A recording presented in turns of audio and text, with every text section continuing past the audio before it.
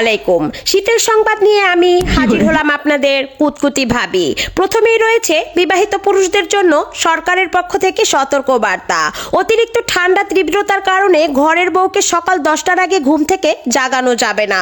10টার পর দুপুর 2টার মধ্যে বউকে গুড মর্নিং বলে আলতোভাবে ঘুম ভাঙাতে হবে।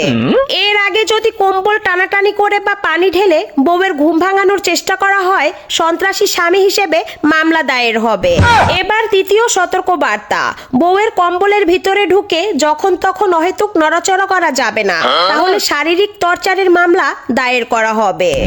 বিশেষ যে সতর্ক বার্তা রয়েছে সেটি হলো, বউকে মাসে একদিনের বেশি গোসল করাতে বাধ্য করা যাবে না, তাহলে নারী নির্যাতনের মামলায় 20 বছর কারাদণ্ড দায়ের করা হবে। এখন নেব বিরতি, বিরতির পর নিয়ে আসবো ব্যাচেলরদের খবর। ধন্যবাদ।